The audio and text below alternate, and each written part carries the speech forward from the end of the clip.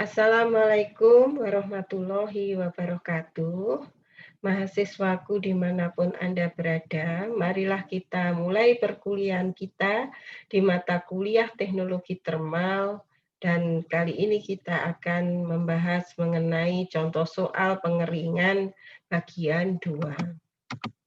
Pada bagian ini Ibu akan lebih menekankan mengenai kecepatan pengeringan. Kalau yang contoh soal bagian 1 lebih kepada perubahan kadar air dan bagaimana membaca psychometric charge. Di sini yang dimaksud dengan kecepatan pengeringan atau biasanya dikode dengan M besar, itu merupakan perubahan atau berapa jumlah uap air yang dibawa oleh udara pengering setiap satuan waktu. Sehingga biasanya dinyatakan satuannya dalam kilogram uap air per waktu, bisa per second, bisa per jam, bisa per menit, dan sebagainya, tergantung dari apa yang akan kita ingin lebih tekankan. Nah, kecepatan aliran udara pengering itu erat kaitannya dengan kecepatan pengeringan karena akan mempengaruhi kecepatan pengeringan itu antara lain adalah kecepatan alir daripada udara pengering yang biasanya dinyatakan dalam Q, bisa dinyatakan dalam satuan volume per satuan waktu atau dalam satuan berat per satuan waktu. Atau bisa dinyatakan dalam meter kubik udara kering per waktu atau kilogram udara kering per waktu, seperti halnya kecepatan pengeringan tadi, waktunya bisa dinyatakan dalam S atau second, bisa dinyatakan dalam hours atau jam, bisa dinyatakan dalam menit ya. Jadi tergantung lagi pada poin apa yang ingin kita tekankan. Sedangkan kelembapan absolut seperti yang sudah Ibu sampaikan di perkuliahan sebelumnya, itu dinyatakan sebagai berat daripada uap air per kilogram udara kering. Jadi berapa kilogram uap air yang ada dalam setiap kilogram udara kering. Sehingga bisa dihubungkan antara M dan Q itu terhadap H atau absolute humidity, di mana H itu sama dengan M per Q. Apa sudah betul ini persamaannya? Bisa kita lakukan dengan analisis unit atau dimensi. Di sini kilogram uap air per second itu adalah satuan dari kecepatan pengeringan dibagi dengan kilogram udara kering per second. Secondnya bisa kita corek sehingga sama, yaitu H satuannya adalah kilogram uap air per kilogram udara kering. Jadi betul kalau H itu sama dengan M per Q. Nah, apabila kecepatan alir udara pengering itu diketahuinya dalam satuan volume per dalam satuan ini berat per waktu, maka jika dikalikan dengan volume spesifik atau VSP, maka akan menjadi satuan volume per waktu. Jadi antara kecepatan alir dalam berat per waktu bisa dikonversikan menjadi satuan volume per waktu dengan cara dikalikan dengan VSP. Kalau yang diketahuinya itu dalam volume per waktu, mau kita rubah ke dalam kilogram udara kering per waktu, berarti tinggal kita bagi kecepatan alir dalam volume per waktu tersebut dibagi dengan VSP. Jadi ini hal yang akan sering kita lakukan di dalam mendesain atau menghitung pengeringan. Nah, ini contoh soal nomor 1. Hitunglah kecepatan pengeringan jika udara pengering masuk ke dalam pengering dengan kecepatan alir 2 kg udara kering per menit, di mana terjadi perubahan kelembapan udara selama pengeringan itu, di mana udara masuk pengering itu nilai H atau absolute humidity-nya 0,012 kilogram uap air per kilogram udara kering, itu berubah menjadi 0,023 kilogram uap air per kilogram udara kering. Yang ditanyakan berapakah kecepatan pengeringan. Kecepatan pengeringan atau M besar tadi itu dinyatakan dalam kilogram uap air per waktu. Di sini adalah menit, berarti kilogram uap air per menit. Nah, untuk mengetahui berapa jumlah uap air yang bisa dibawa setiap satuan berat udara pengering, itu dapat dihitung dengan menghitung delta H atau selisih antara kelembapan absolut atau absolute humidity udara keluar dikurangi dengan kelembapan absolut atau absolute humidity udara masuk atau delta H. Diketahui di sini udara keluar memiliki humidity 0,023 kg uap air per kilogram udara kering dan udara masuk 0,012 kg uap air per kilogram udara kering. Sehingga selisihnya itu nilainya adalah 0,011 kg uap air per kilogram udara kering. Sehingga M itu sama dengan Q kali delta H, karena pada slide yang sebelumnya delta H itu sama dengan M per Q, sehingga M itu sama dengan Q kali delta H. Di mana Q-nya itu adalah sudah diketahui 2 kg per menit, jadi 2 kg udara kering per menit, dikalikan dengan 0,011 kg uap air per kilogram udara kering, sehingga hasilnya adalah 0,022 kg uap air per menit. Nah, ini adalah penyelesaian untuk soal nomor 1. Jadi dari sini Anda bisa menghubungkan antara absolute humidity, perubahan absolute humidity antara udara masuk dengan udara keluar dengan kecepatan pengeringan. Nah, andai kata pada soal ini yang diketahui Q-nya dalam meter kubik per kilogram, meter kubik per menit, berarti Anda harus merubahnya dengan mengkalikan dengan VSP, sehingga dia akan menjadi kilogram uap air per menit. Ya, begitu. Saya kira kita lanjutkan ke contoh soal yang kedua. Nah, di sini contoh soal yang kedua, udara dengan suhu dry bulb itu 27,5 derajat Celcius dan suhu wet bulb-nya 20 derajat Celcius dipanaskan hingga suhu 45. Udara tersebut mampu menguapkan air 0,0033 kg uap air per kilogram udara kering. Berarti setiap kilogram udara kering itu mampu membawa uap air 0,0033 kg. Nah, pertanyaannya berapakah jumlah panas yang diperlukan untuk memanaskan udara tersebut? Yang B, berapakah nilai kelembapan absolut atau absolute humidity dari udara masuk dan keluar pengering?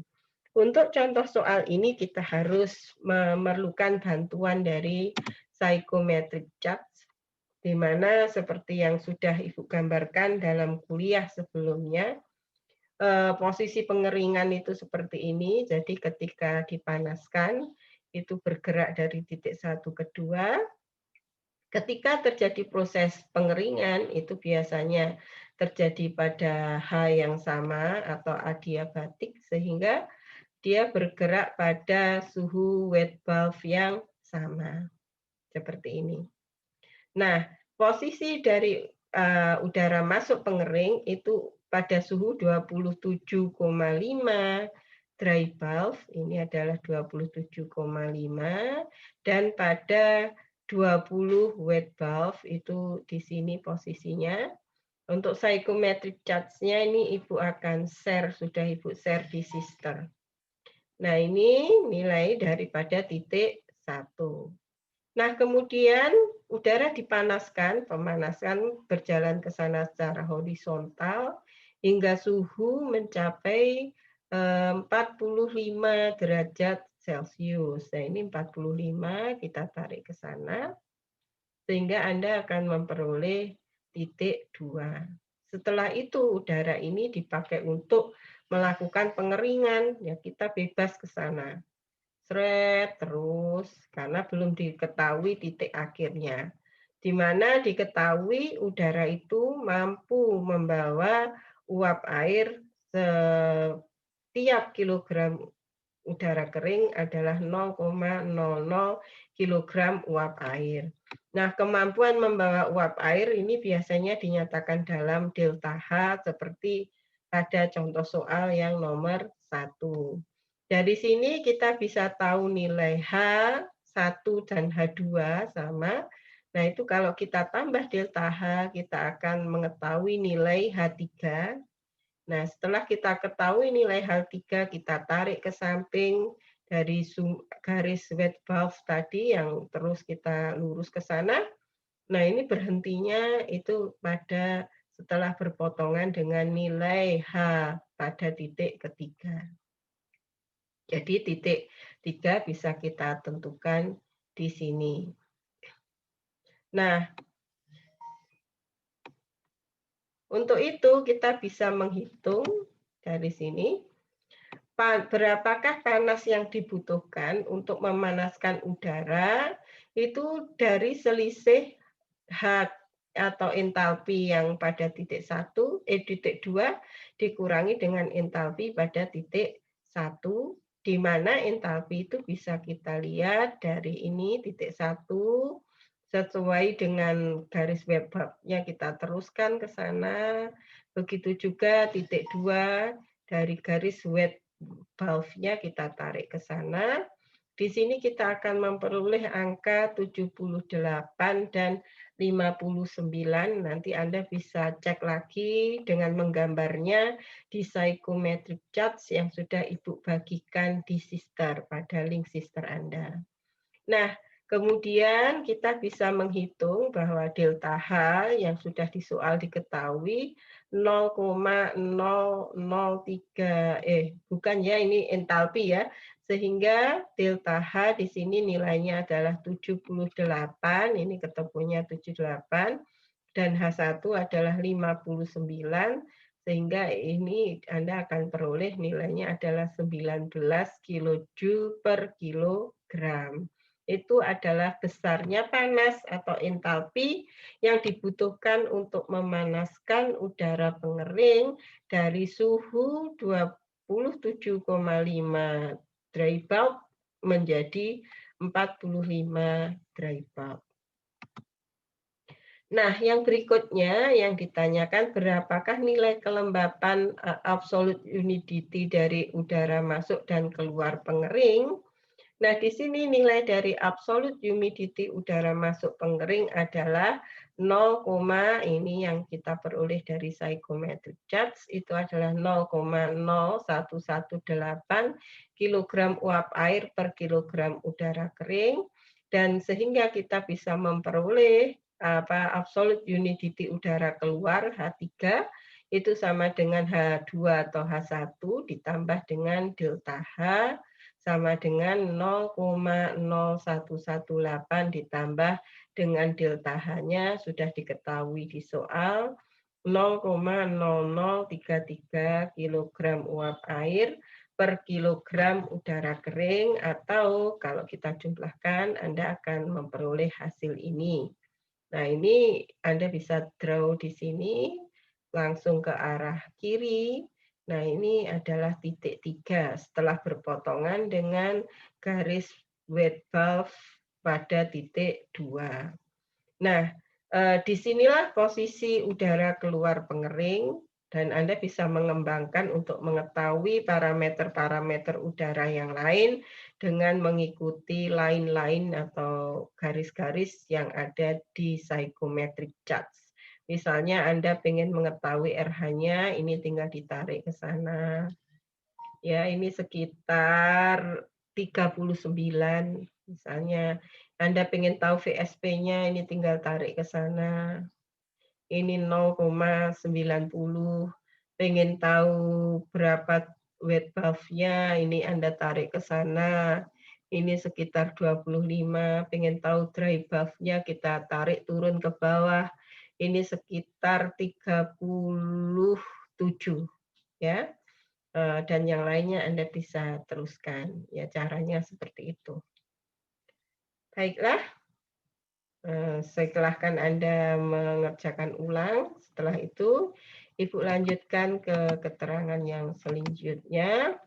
Ini Ibu ulang lagi seperti pada PPT pada pertemuan yang sebelumnya. Jadi contoh soal yang nomor 2 tadi bisa digambarkan seperti ini. Jadi udara kering pada titik 1 tadi di psychometric charge, itu kemudian dipanaskan.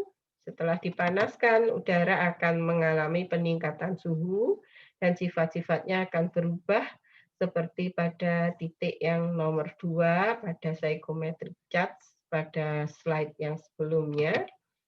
Kemudian dilakukan pengeringan. Keluar dari pengering, udara itu akan berada pada titik 3. Nah, ini akan menjadi udara basah karena biasanya nilai absolute humidity-nya meningkat, begitu juga dengan relative humidity-nya meningkat, dan biasanya suhunya akan turun lebih rendah dibandingkan suhu pada saat titik 2. Yang dimaksud di sini adalah suhu dry bulb atau suhu bola kering. Nah, di sini akan terjadi perubahan kadar air dari bahan, di mana dari kadar air tinggi itu akan berubah menjadi kadar air rendah. Nah, ini di psychometric charge gambarnya sudah Ibu sampaikan di perkuliahan sebelumnya, begitu juga pada contoh soal yang nomor 2 tadi. Baiklah, saya kira kita lanjutkan ke contoh soal yang berikutnya. Yang ini karena sudah disampaikan pada kuliah-kuliah yang sebelumnya, di dalam pengeringan ada 2 yang akan berubah, yaitu kadar air daripada bahan, juga adanya peningkatan kelembapan dari udara karena udara akan membawa uap air. Nah, untuk itu lebih jelasnya kita akan meninjau contoh soal nomor 3, di mana 215 kg gabah dengan kadar air 35% dry bulb basis ya. Ini akan dikeringkan dengan tunnel dryer dengan kadar air 12% dry basis. Nah, ini kadar airnya bisa dinyatakan dalam dry basis, begitu juga dalam wet basis, terserah ya, terserah dari yang menyampaikan atau dari soalnya maksudnya. Nah, kemudian pengeringan itu menggunakan udara luar awalnya pada RH 60% dan suhu 25 derajat Celcius. Udara itu dipanaskan dulu sebelum dilakukan pengeringan, biar pengeringan berjalan secara efektif, di mana pemanasan berlangsung hingga suhu 50 derajat Celcius. Di mana suhu udara keluar pengering, itu suhunya akan turun, karena sudah membawa uap air, di mana suhunya turun menjadi 40 derajat Celcius. Nah, jika udara mengalir dengan kecepatan 375 meter kubik per jam, berapakah waktu yang dibutuhkan untuk pengeringan tersebut? Jadi yang ditanyakan adalah berapakah waktu yang diperlukan untuk pengeringan sehingga merubah gabah tadi dari kadar air 35% dry bulb menjadi 12% dry bulb. Untuk ini contoh soal ini agak kompleks karena tinjauannya akan dari 2 sisi, yaitu dari udara pengeringnya, dan dari sisi bahannya atau gabahnya. Untuk itu kita harus tinjau semua berapa sih perubahan absolute humidity-nya dan berapa sih perubahan dari kadar airnya atau air yang bisa diuapkan dalam proses pengeringan ini dari sisi bahannya. Nah, untuk itu kembali lagi kita pertama kali akan tinjau dulu dari sisi udaranya. Anda boleh meninjau dari sisi bahannya atau dari sisi udaranya, tapi Ibu kali ini mengerjakannya dari sisi udara, perubahan sifat udaranya. Nah, seperti pada perkuliahan sebelumnya atau pada slide sebelumnya, udara dipanaskan itu akan mengalami perubahan dari posisi 1 ke 2, kemudian dikeringkan itu akan mengalami perubahan posisi dari 2 ke 3. Begitu. Nah, kemudian ini dari posisi 1 kita lihat dulu, yaitu pada kadar air pada suhu 25 derajat Celcius, maaf kadar air itu bahan. Ya, kalau dari udaranya berarti dari suhu 25 derajat Celcius dan LH 60. Ini kita tarik ke sana, ini 25, seret ke atas. 60 mana? 60 sini, kita tarik turun ke bawah, seret sampai ketemu lah inilah titik 1. Kemudian udara dipanaskan sampai suhu 50. Di pemanasan itu berjalan secara horizontal ke arah kiri, ya. Terus kemudian kita potongkan dengan suhu sampai suhu 50 kan di soal, berarti ini kita tarik ke atas 50. Nah, sudah.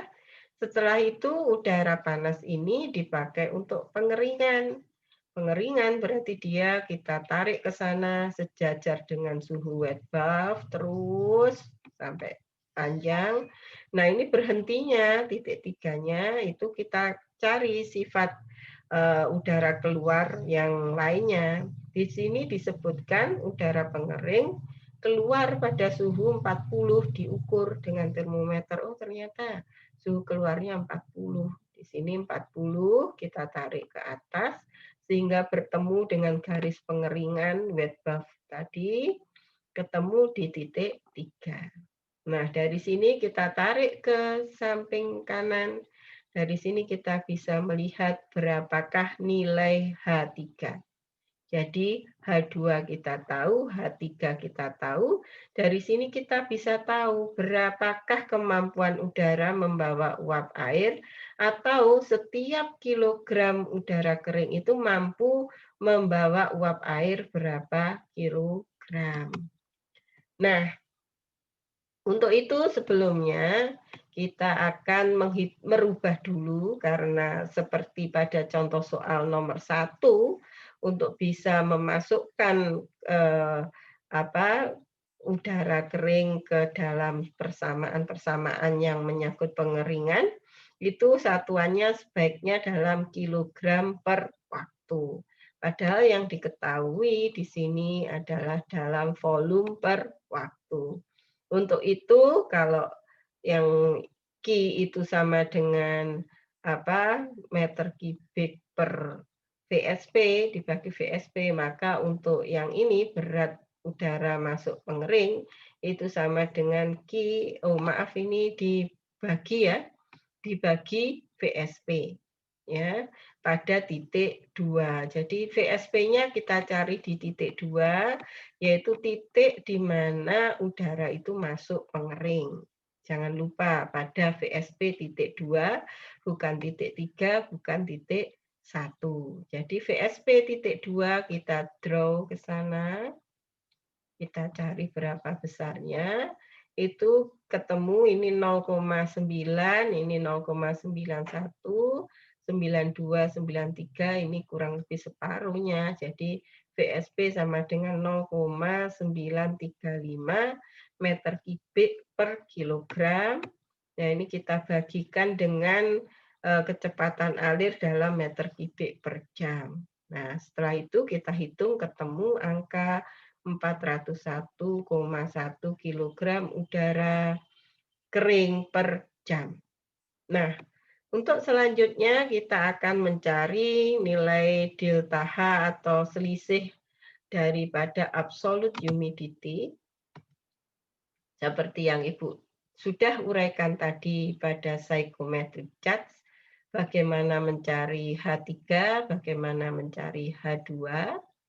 Nah, setelah itu kita kurangkan, yaitu 0,0168, H3-nya ini setelah kita tarik ke sana, itu sekitar 0,0168 dikurangi dengan 0,0128, dan kita akan ketemu angka 0,004 kg uap air per kilogram udara kering.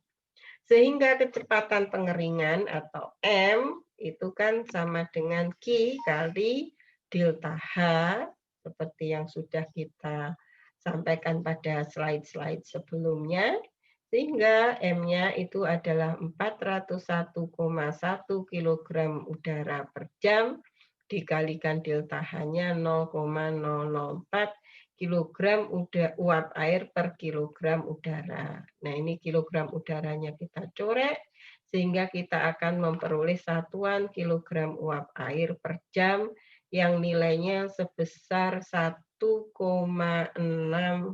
kilogram uap air per jam. Ya, nanti untuk psychometric charts-nya Ibu bagikan, dan nanti tolong Anda coba draw di psychometric charts dan Anda cocokkan apa betul nilainya 0,016 dan 0,0128. Di sini dalam menggambar psychometric charts nanti Anda di kertas, itu tolong di print sehingga Anda bisa benar-benar menggaris atau menggambarnya.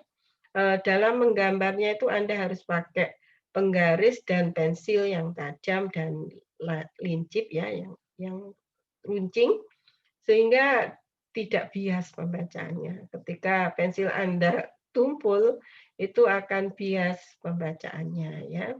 Juga kalau penggarisnya terlalu tebal, tepinya itu juga akan bias. Maka penggarisnya sebaiknya tipis dan pensilnya juga runcing, sehingga pembacaannya nanti tidak bias, karena kesalahan pembacaan pada psychometric charts menyebabkan perbedaan angka yang bisa membuat nilai dari perhitungan Anda salah.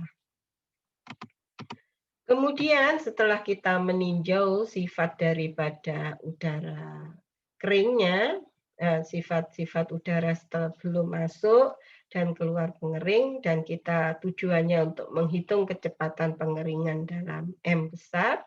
Yang selanjutnya kita akan meninjau dari sisi sifat daripada bahan, di mana bahan masuk itu di soal diketahui pada kadar air kering atau MDB 0,35. Untuk itu kita harus ubah dulu ke dalam MWB, sehingga kita akan memperoleh dengan rumus ini yang sudah Ibu sampaikan di pertemuan awal mengenai pengeringan. Dan akhirnya kita akan memperoleh nilai MWB sama dengan 0,26. Nah, untuk itu, seperti yang pada pertemuan sebelumnya, kita akan menghitung berat air masuk yang terdapat pada bahan masuk pengering yang merupakan perkalian dari MWB dikalikan berat bahan total. Anda akan memperoleh nilai 55,9 untuk berat air uap air yang terkandung dalam bahan masuk. Kemudian 55,9 ini sebagian akan menguap dan terbawa aliran udara, sehingga berat air yang tertinggal dalam bahan itu adalah W2. Nah, untuk menghitung W2, kita harus tahu berapa berat bahan keringnya, di mana berat bahan total itu sama dengan W1 plus S, di mana beratnya adalah 215, sehingga bahan kering kita bisa hitung 159,1 kg, sehingga W2 itu Anda bisa hitung merupakan perkalian antara kadar air dry basis dikalikan berat keringnya, atau 0,12 kali 159,1 kg, di mana W2-nya 19,1 akhirnya. Sehingga berat air yang diuapkan Anda bisa hitung adalah 36,8 kg uap air.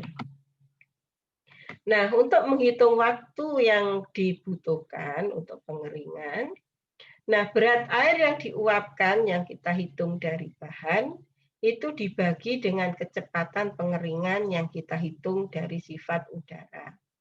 Nah, dari sini kita bisa menemukan angka 36,8 kg uap air itu dibagi dengan 1,6 kg uap air per jam. Ini kilogram uap air bisa dicorek, jamnya naik ke atas, berarti Anda membutuhkan waktu 23 jam untuk mengeringkan gabah dari 0,35 menjadi berapa 12% dry basis dengan menggunakan pengering yang Anda desain tersebut.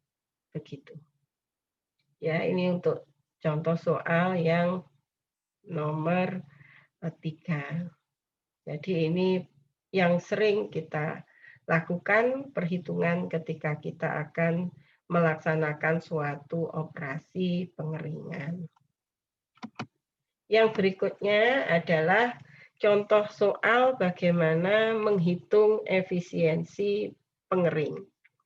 Nah, efisiensi pengering itu bisa dinyatakan dalam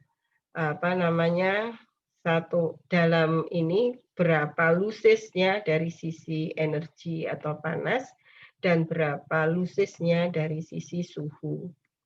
Nah, ini yang pertama kali kita akan menghitung berapa panas yang hilang atau loss yang seharusnya itu semua terserap untuk proses pengeringan. Nah, untuk contoh soalnya di sini adalah pengeringan kentang, di mana dengan menggunakan pengering itu akan mengurangi kadar air kentang dari 80% menjadi 10%, di mana berat kentang yang dikeringkan adalah 250 kg. 100 kg. Jadi kentang yang mau dikeringkan itu 100 kg. Nah, untuk itu digunakan udara pengering, ya, di mana udaranya itu dipanaskan dari suhu 24 menjadi 80, dan setelah digunakan untuk pengeringan, suhunya akan turun dari 80 menjadi 71. Jadi perjalanannya udara sebelum dipanaskan suhunya 24, kemudian dipanaskan dengan menggunakan steam atau uap pada tekanan 70 kPa dalam Gauk. Jangan lupa bahwa tekanan dalam Gauk itu sama dengan tekanan absolut ditambah dengan 1 atm. Nah, di sini uap yang digunakan untuk memanaskan udara tersebut adalah 250 kg, sehingga akan diperoleh udara panas dari berubah suhunya dari 24 ke 80. Nah, sekarang hitunglah efisiensi pengeringan dan dari diketahui kapasitas panas dari kentang itu adalah 3,43 kJ per kilogram derajat Celcius, dan untuk itu kita akan melakukan perhitungan berikut. Nah, untuk tahu berapa panas yang dipakai untuk proses ini dan berapa panas yang masuk, nah itu adalah kita akan membandingkan apakah yang dipakai dengan yang masuk sama. Kalau yang dipakai lebih kecil, jauh lebih kecil daripada yang masuk, berarti pengeringan itu sangat kurang efisien. Untuk mengetahui berapa panas yang digunakan untuk pengeringan, kita harus tahu berapa kilogram air yang diuapkan. Karena panas yang seperti pada contoh soal yang sebelumnya, panas yang dibutuhkan untuk pengeringan itu adalah panas sensibel dan panas laten, di mana panas laten itu merupakan perkalian berat dari air yang diuapkan dikalikan dengan entalpi penguapannya. Nah, untuk itu kita menghitung berapa berat air yang diuapkan, di mana 100 kg kentang itu kadar airnya akan berubah menjadi dari 80% ke 10. Nah, untuk itu yang 80% kita mudah menghitung, berarti terdiri dari 80 kg air dan 20 kg bahan kering. Nah, di sini berat daripada bahan kering bahan yang sudah dikeringkan, maksudnya bukan dry material tapi bahan yang sudah dikeringkan. Di sini dia adalah 10% kadar airnya, jadi tinggal dihitung seperti ini mudahnya. Jadi 10/90 ini maksudnya, bukan 9. Akhirnya Anda akan 10/9 benar. Akhirnya Anda akan memperoleh 22,2 kg. Tapi sebenarnya dalam menghitung ini Anda bisa menggunakan cara yang sudah Ibu ajarkan pada pertemuan-pertemuan sebelumnya. Nanti Anda bisa cocokkan apa betul jumlah air yang diuapkan 77,8 kg. Ada contoh-contoh yang sebelumnya yang sudah Ibu ajarkan itu Ibu rasa jauh lebih mudah dari cara ini. Ya, terus kemudian ini Ibu ambil contoh soal ini dari literatur Early. Untuk itu tabel-tabelnya juga Ibu gunakan dari Early. Nanti Anda bisa bandingkan antara Early dengan Jean Koplis. Semuanya juga ada nilai-nilainya dan itu selisihnya tidak terlalu besar. Nah, di sini kita akan menghitung berapakah panas yang dibutuhkan oleh kentang untuk memproses perjalanannya itu. Jadi di sini panas sensibelnya itu dari, ini salah ya, sebenarnya bukan dari 71 derajat Celcius. 71 derajat Celcius itu sudah keluar, oh iya ya, dari 24 dia dipanaskan menjadi 80, terus kemudian keluar menjadi 71. Jadi ini dipukul kasar, dipukul rata bahwa suhunya masuk 24, 71 dengan mengabaikan proses kenaikan dari 24 ke 80 dan 80 turun lagi menjadi 71. Begitu ini Early mengerjakannya. Dan kemudian ditambah dengan panas laten penguapan, itu adalah berat air yang diuapkan dikalikan dengan dengan H penguapan. Nah, di sini untuk panas laten of evaporation itu dilihatnya pada suhu 71 derajat Celcius, justru pada titik suhu keluarnya atau hanya ini dilihat di tabel uap atau tabel steam, nilainya adalah 2331 kJ per kilogram, di mana akhirnya Anda akan memperoleh bahwa panas sensibelnya sama dengan M, Cp delta T, Cp kentang adalah 3,43 dan delta T 71-24 ditambah dengan M, air yang diuapkan, dikali dengan panas penguapan atau panas laten penguapan atau heat of evaporation. Nah, akhirnya akan diperoleh sekian dan Anda akan memperoleh nilai sekian. Nah, sedangkan kalau yang pada air saja, air yang diuapkan berarti 77,8 kali yang sebelah sini 2331.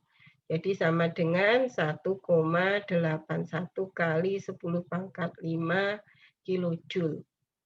Nah, untuk yang berikutnya kita akan melihat dari sisi udara yang dipanaskan. Anda bisa lihat di apendik 3 pada literatur Jean Koplis bahwa spesifik heat atau panas spesifik dari udara pada suhu itu 71 adalah 1,0 Joule kilogram per kilogram per ini per derajat Celcius, dan densitas daripada udara atau Rho-nya adalah 1,06 kilogram per meter kubik. Nah, ini adalah tabel STIM atau tabel uap yang ada di Early. Jadi di Early ini dalam menghitung latent heat Anda tidak usah mengurangkan antara entalpi uap jenuh dikurangi entalpi liquid jenuh, tetapi ini sudah disajikan dalam bentuk yang tinggal latent heat. Jadi di sini ada temperatur, ada tekanan absolut. Ingat tekanannya dalam absolut, bukan dalam ini, bukan dalam Gauss. Berarti tekanan Gauss tadi harus Anda kurangkan dengan 1 atm. Ya, 1 atm itu senilai dengan 1,0005 kPa. Ya, setelah ini dicari Anda memperoleh nilai 2,433 sekitar suhu 71 di sini. 2,3 berapa tadi? Maaf. Kita ulang dulu. Previous ya. Anda memperoleh ini 2,331, 2,331. Jadi di sini antara 70 dan 80 ini harus diinterpolasi. Ya, berikutnya untuk sifat udara tadi juga Anda harus interpolasi antara suhu 38 dan 93, jadi dicari pada suhu 71. Jadi spesifik heat-nya dibulatkan jadi 1 dan densitasnya dibulatkan menjadi berapa tadi? Coba kita lihat, Ibu lupa. Densitasnya dibulatkan jadi 1,06. Jadi 1,06 ini di antara 1,174 dan 0,96. Jadi ini Anda harus interpolasi yang di sini pada suhu 71 karena udaranya tadi semua ditinjau dari titik 71.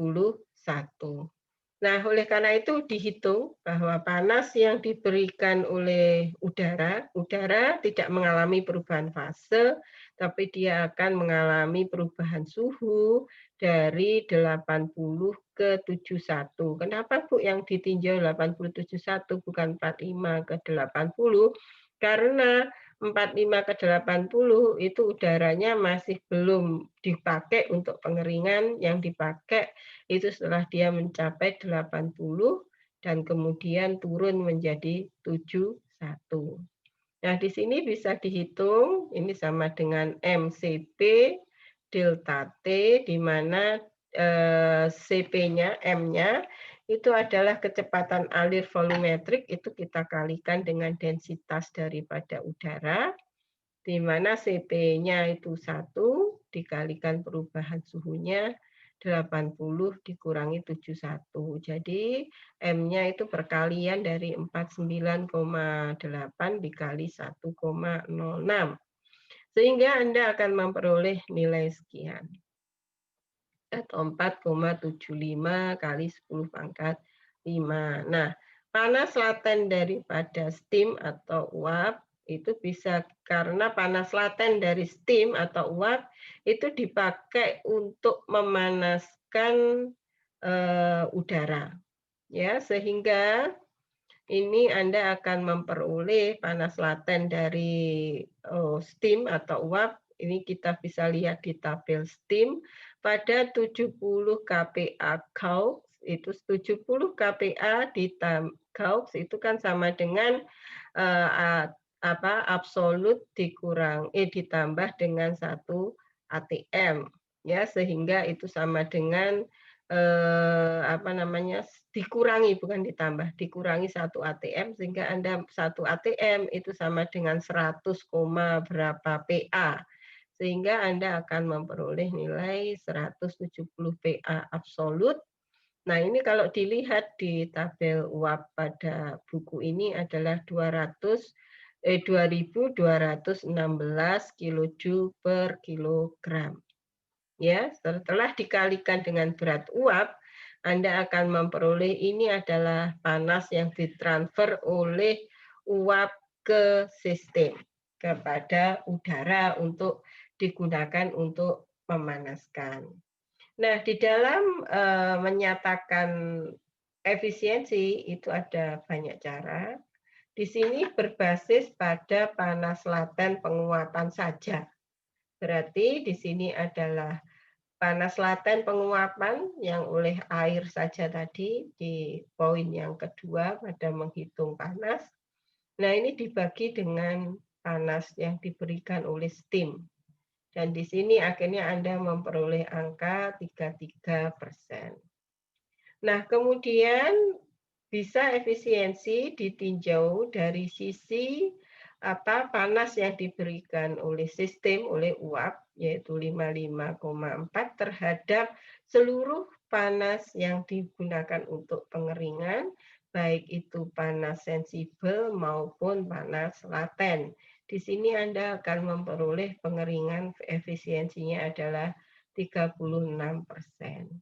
Nah, cara yang mudah lagi untuk menghitung efisiensi pengeringan itu adalah dengan melihat penurunan suhu daripada udara masuk dan keluar pengering dengan kenaikan suhu awal dari udara masuk pemanas dengan udara setelah dipanaskan, yaitu 80 dikurangi 71 dibagi dengan 80 dikurangi 24, Anda akan memperoleh angka 16%. Nah, yang mana yang akan dipilih di dalam menghitung efisiensi? Yaitu akan tergantung daripada strength point operasi daripada pengeringan dan kemungkinan Anda menghitung tahapan-tahapannya. Misalnya ketika pengeringan itu tidak menggunakan steam atau uap dan Anda kesulitan untuk menghitung dari berapa panas yang masuk, itu cara yang ketiga tadi dengan hanya mengukur perbedaan suhu sebelum proses pengeringan dan setelah proses pengeringan dan udara sebelum masuk pengering dan setelah mau dipakai untuk proses pengeringan, Anda bisa dengan mudah menghitung efisiensi. Nah, di sini secara global efisiensi daripada drum drying itu bisa berkisar antara 35 hingga 80%, sedangkan untuk spray dryer itu bisa mencapai 20 hingga 50% dan radian dryer itu jadi yang pengering berdasarkan radiasi seperti menggunakan microwave dan sebagainya itu antara 20 sampai 40%. Itu yang ring umum daripada suatu efisiensi suatu pengeringan. Anda bisa lihat bahwa ketika kita mengoperasikan pengering tidak dengan baik, itu bisa loss-nya hingga 80% untuk drum dryer. Untuk oven dan kabinet drying atau tunnel drying, itu nilainya hampir menyerupai drum drying. Sehingga Anda bisa lihat bahwa spray dryer dan radiant dryer itu lebih efisien dalam mengatur panasnya yang digunakan untuk pengering dibandingkan dengan jenis-jenis pengering yang lain. Ya, jadi meskipun harganya mahal, tapi dia lebih hemat energi. Saya kira cukup sekian untuk materi kita mengenai pengeringan, mulai dari teori ke contoh soal 1, contoh soal 2, dan untuk pertemuan berikutnya kita akan mempelajari mengenai alat tukar panas atau heat exchanger. Saya kira cukup sekian. Wassalamualaikum warahmatullahi wabarakatuh. Semoga ilmu yang Ibu sampaikan bisa bermanfaat buat Anda sekarang hingga ke depannya. Wassalamualaikum.